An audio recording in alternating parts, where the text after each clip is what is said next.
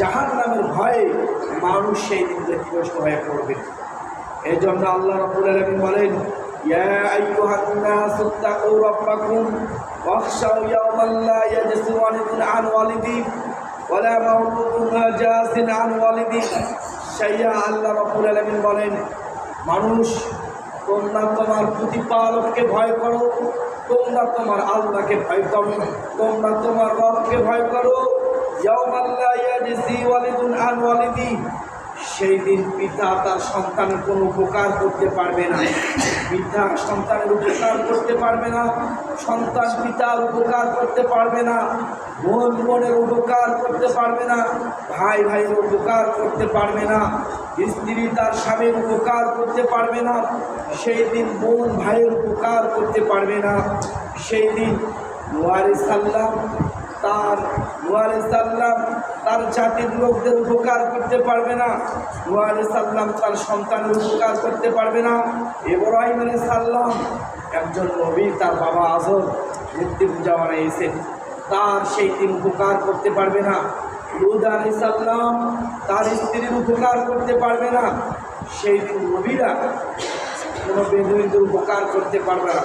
মুহাম্মদ সাল্লাল্লাহু আলাইহি সাল্লাম নিজের বংশধর থেকে যদি কেউ অমুসলিম থাকে তাদেরকে সেই দিন উপকার করতে পারবে না, নবীরা সেই দিন উপকার করতে পারবে না। মানুষ তো দূরের কথা, সেই দিন কেউ কারো উপকার করতে পারবে না। সেই দিন আল্লাহ রাব্বুল আলামিন বলেন, আলা তাসিরা সিরাতুন ওয়াসিরা ফুরা, সেই দিন প্রত্যেকটা পৃথিবীতে যা আমল করেছে, যা গুনাহ করেছে, নিজের গুনাহ পাপ যা যা বহন করেছে, সেই দিন নিজে তা মাথার উপর বহন করবেন, অর্থাৎ নিজে নিজে তার পাপের বোঝা নিজে বহন করবেন, কেউ কারো পাপের বোঝা সেই দিন বহন করবে না। পৃথিবীতে মানুষ যদি অবৈধভাবে ইনকাম করে, তার পাপের অবৈধভাবে ইনকাম করার পর বিশাল বড় ইনকাম করেছে তার সন্তানের জন্য, সেই দিন ভাইয়েরা সন্তান আপনাদের পাপের বোঝা সেই দিন নেবে না। অবৈধভাবে চুরি ডাকাতি করে যেভাবে আপনি সম্পদ অর্জন করেছেন, এই সম্পদ যদি আপনার সন্তান ভোগ করে, সেই দিন আপনার সন্তান আপনার পাপের বোঝা সেই দিন বহন করবে না, আপনার স্ত্রী পাপের বোঝা বহন করবে না। আপনি একজন চেয়ারম্যানের কথা শুনে একজন মানুষের উপর জুলুম করেছেন, একজন মানুষের উপর অন্যায় করেছেন, একজন মানুষকে জেল জুলুম করেছেন, একজন মানুষের উপর আপনি কড়াও করেছেন, একজন মানুষকে আপনি জেল জুলুম অত্যাচার করেছেন। একজন চেয়ারম্যানের কথা শুনে, একজন নেতার কথা শুনে, একজন এমপির কথা শুনে, সেই দিন এই যার কথা শুনে আপনি গুনাহ করেছেন, মানুষকে মারছেন, জেল জুলুম করেছেন, মানুষের অর্থ সম্পদ চুরি ডাকাতি করে নিয়েছেন, মানুষের অর্থ সম্পদ নিয়েছেন, সেই দিন কিন্তু চেয়ারম্যান আপনার বহন করবে না এই বোঝা, সেই দিন এমপিও আপনার বহন করবে না আপনার পাপের বোঝা, সেই দিন কেউ মেম্বারও আপনার পাপের বোঝা সেই দিন বহন করবে না। অর্থাৎ সরকার যা নির্দেশ দিয়েছে যে যদি 10 কেজি করে চাউল কেউ পাওয়ার অধিকার থাকে, তার অধিকার আপনি দেন নাই, অর্থাৎ তার 10 কেজি চাউল যা পাওয়ার কথা ছিল আপনি দেন নাই, আপনি নিজে খেয়েছেন, সেই দিন পাপের বোঝা আপনাকে বহন করতে হবে। যেই দিন আপনি যা চুরি ডাকাতি করেছেন, আপনাকে পাপের বোঝা আপনাকে বহন করতে হবে। আল্লাহ রাব্বুল আলামিন বলেন সূরাতুন নাজমের 38 নম্বর আয়াতে কারিমার মধ্যে আল্লাহ রাব্বুল আলামিন বলেন, আলা তাসিরা সিরাতুন ওয়াসিরা ফুরা, সেই দিন নিজ নিজ পাপের বোঝা নিজে নিজে বহন করতে হবে। আপনার সন্তান আপনার পাপের বোঝা বহন করবে না, আবার নেতা নেত্রী আপনার পাপের বোঝা বহন করবে না, কেউ আপনার পাপের বোঝা বহন করবে না, আপনাকেই পাপের বোঝা বহন করতেই হবে। আল্লাহ রাব্বুল আলামিন বলেন, ইয়াওমা ইয়াফিরুল মারউ মিন আখিহি ওয়া উম্মিহি ওয়া আবিহি ওয়া সাহিবাতিহি ওয়া বানিহি লিকুল্লি ইমরিইন মিনহুম ইয়াওমাইযিন শা'নুন ইউগনি ওয়াজুহুন ইয়াওমাইযিন মুসফিরা দাহিকাতুন মুস্তাবশিরা।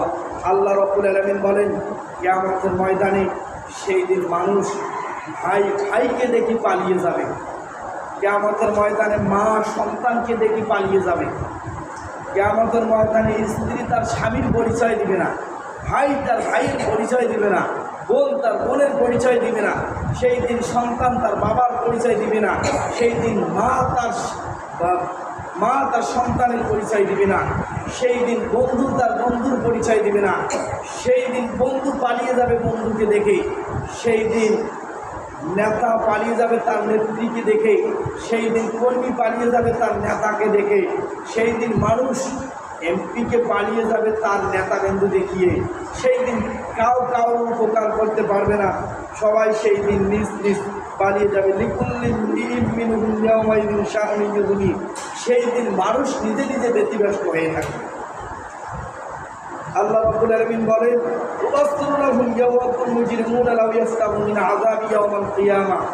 সেই দিন মানুষ সন্তানকে দিতে চাবে তার আযাবের ভয়ে।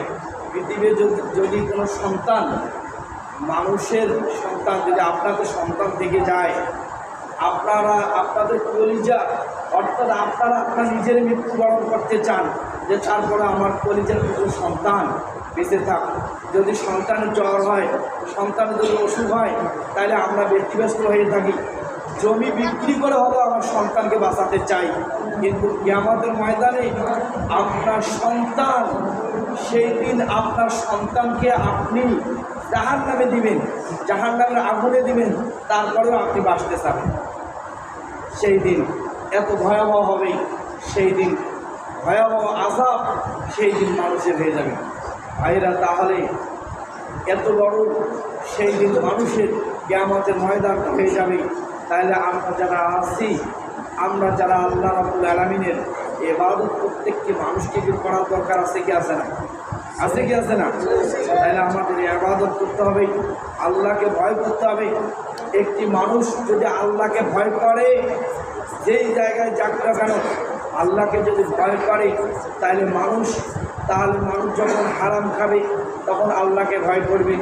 মানুষের দোকান থেকে বাকি নিয়েছে যে না জানি আমি যদি এখন মৃত্যুবরণ করি তাহলে কিয়ামতের ময়দানে এই সম্পদের হিসাব আমাকে দেওয়া লাগবে।